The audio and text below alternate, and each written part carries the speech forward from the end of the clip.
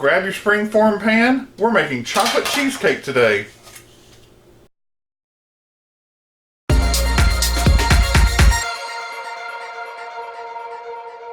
Welcome to Help at Home, your resource for great recipes and easy learning. I'm Jim Hightower. Today we're making a delicious Hershey's chocolate cheesecake, but it's got my crust. So grab your pen and paper. Here come the ingredients. And don't forget, you can also look in the description below for a list of all these ingredients. For the crust, you will need 1 cup flour, 1/4 cup plus an extra tablespoon of sugar, 1 stick plus 2 extra tablespoons of butter, 1 egg yolk, 1 teaspoon vanilla. For the filling, you will need 1/2 stick of butter, 1/2 cup of cocoa powder, 3 8-ounce packages of cream cheese at room temperature. Set it out for at least 2 hours. 1 can sweetened condensed milk. In the South we call that Eagle brand. 14 ounces. 4 eggs and 1 tablespoon of vanilla. Prep work. First of all, this is a springform pan. I may or may not have talked about it before. It has no spring, but it has... And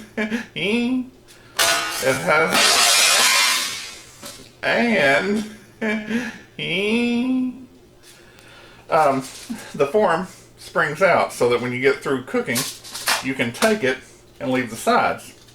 So, what we need to do is get a sheet of foil, put your little base in there, and wrap it with foil.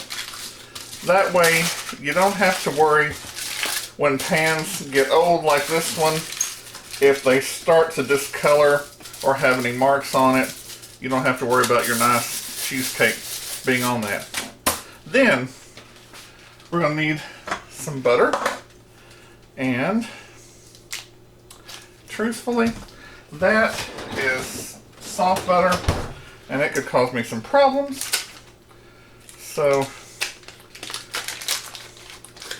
you just take it, and you want to butter the bottom of your pan here so that the crust will release much easier and it won't stick. Next, let's preheat our oven to 400 degrees and let's get on that crust. I have all my ingredients, and by the way, I left out the most important ingredient. You need 1 tablespoon of cocoa powder for this crust. And here's my 1 stick of butter plus the 2 tablespoons. The extra sugar and the extra little bit of butter goes to help because the cocoa makes this a little thicker than the usual crust that doesn't have any cocoa in it. And I need 1 teaspoon of my delicious Rick's homemade vanilla. There's 1 teaspoon exactly. And then mix that in. And this is what it should do. It should start massing together. And that's all. It's very quick. Next, we need to get it out and put it on a board or a plate or anything simple. Slide that over there where everybody can see. Now, you just mash that together. Make a little log. Take your spatula and get about 1/3 of it, maybe a little more. Take this 2/3, which will be for your sides, and this needs to chill a little.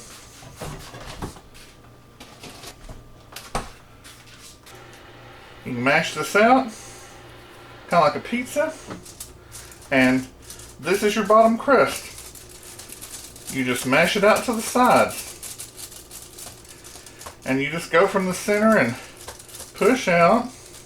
You repeat until it meets the edge. Now, I want you to see this. That's as close as you have to get it. You're like, oh Jim, it's not all the way to the edges. Well, see, here's the deal. Once you put the sides back on and you put the crust around the edges, it will easily fill in these gaps. So you don't have to worry. You can push it as much as you want, but you don't have to. Into your preheated 400 degree oven, around 6 to 8 minutes. You want to cook it about like a cookie. You want it to be done slightly crunchy.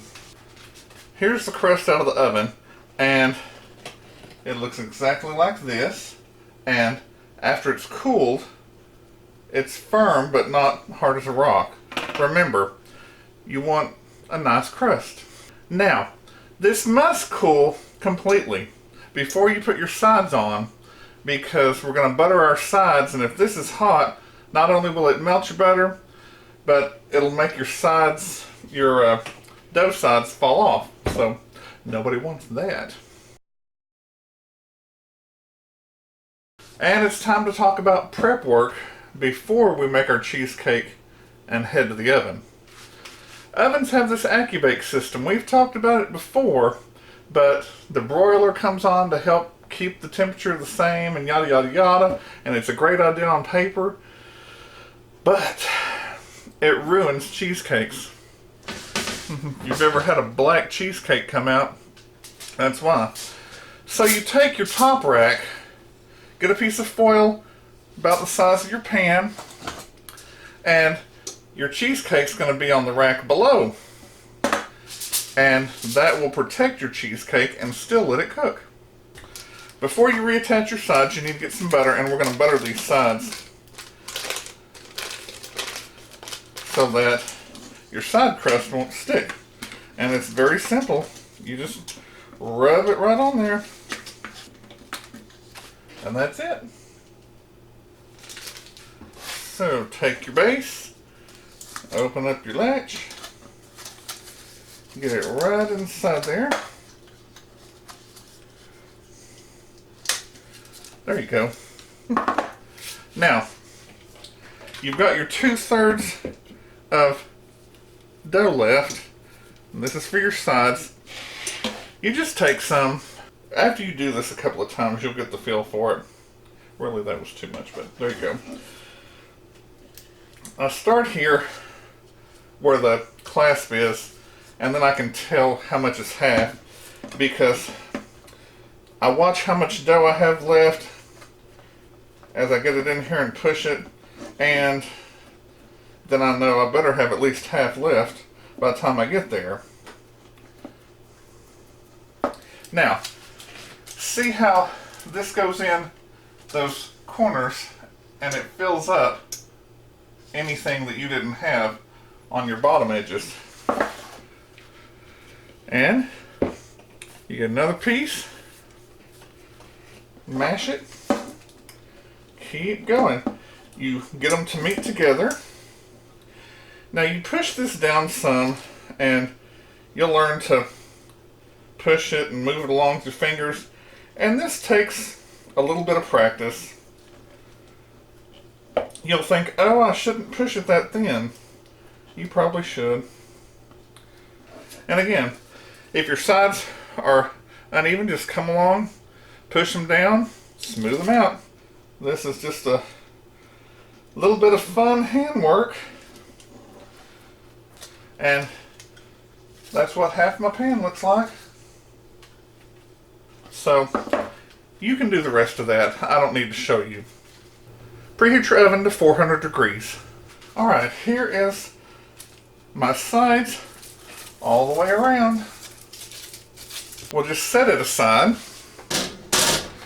Now that I've got my cream cheese into the mixing bowl of Big Red, this is going to move along very quickly. As far as cheesecake recipes go, this is a pretty easy one.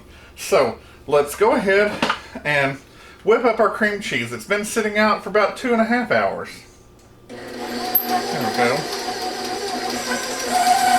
Got the beater with the scraping attachment. That's it. It's whipped up perfectly. Remember, if your cream cheese is not at room temperature, if it's cold and hard, you'll have little balls and bits in there and you just can't get rid of them.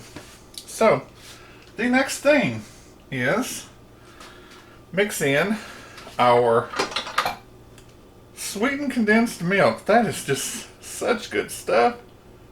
It's part of what makes this recipe easy because you've got your milk and your sugar all in one can. Mix that in.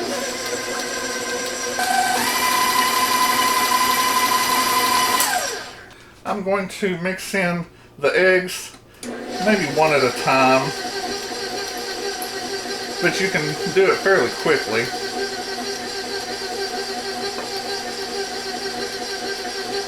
Let the paddle break the yolk. And there you go, 4 eggs. Half a stick of butter. Melted. And I'm going to let this go slowly so you don't get whang because of that melted butter. Then I'll slowly speed it up a little.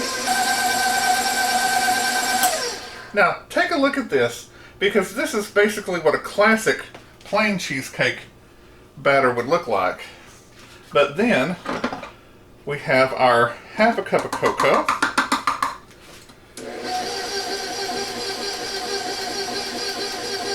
See, if you have a stand mixer and you've got one of these paddle attachments with the scraper on it, all the work is done for you.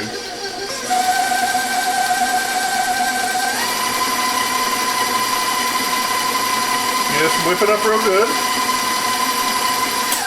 Now, not too much. You don't want to get too much air in there.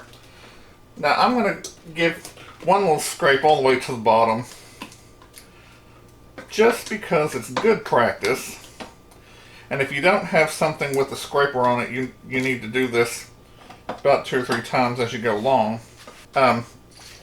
Tablespoon of vanilla, which sounds like a lot, but it just makes it yummy.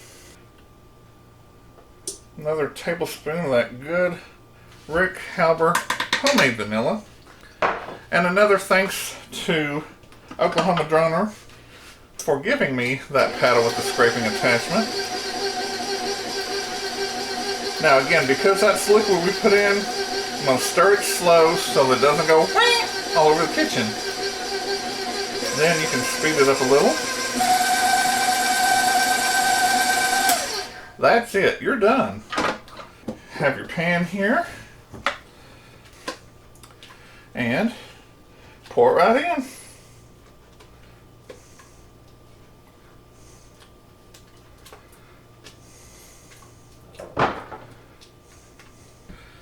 Then you can kind of spread it there.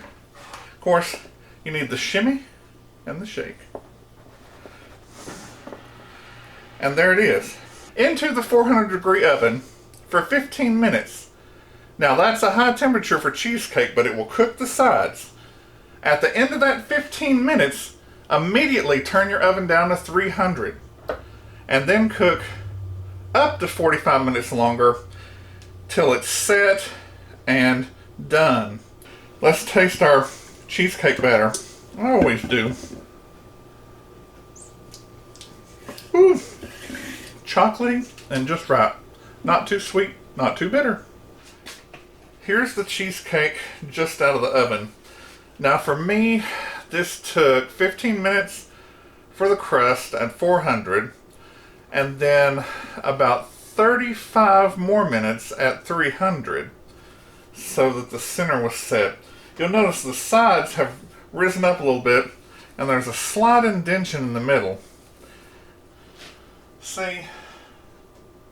It's set. Now, if you don't have any experience with cheesecakes, and you're like, oh, it's going to have a dent in it. No, it's not. The thing is, the perimeter there will settle back down as it cools, and it'll be straight across. So you'll be amazed. It's one of those things. So, here's what you do. You have to be very careful. Let it cool for a good 12 to 15 minutes. Then take a butter knife, and not your sharp side, but your back side, and you just put it in here and carefully run it across the back edge, pushing it as close to the side as possible so you don't break your crust. Do not remove your springform sides. After this is cooled to where it's no longer hot to the touch, you can take your sides off. Then you just open up your latch and carefully lift it off. Let it cool completely to room temperature before you put it in the refrigerator, because you don't want to sour this, it's too good. Be sure you take those sides off of the springform pan before you put it into the refrigerator. These sides of the crust need to breathe. And lastly, let this chill for 4 hours or even overnight. Colder is better and it sets up.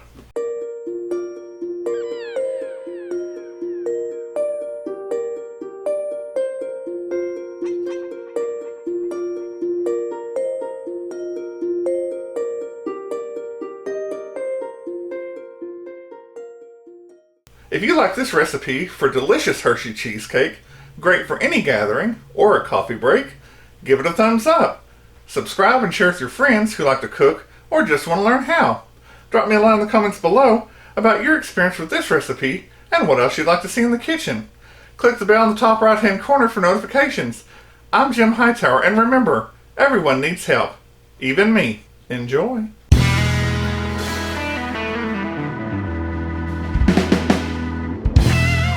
Really quickly, as far as cheesecakes, flopper.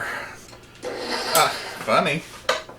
Alright, don't run the sharp side, run the crap. Drop me a line in the comments below about your experiences with this cheesecake and what else you'd like to see in the oven, in the kitchen. Bye.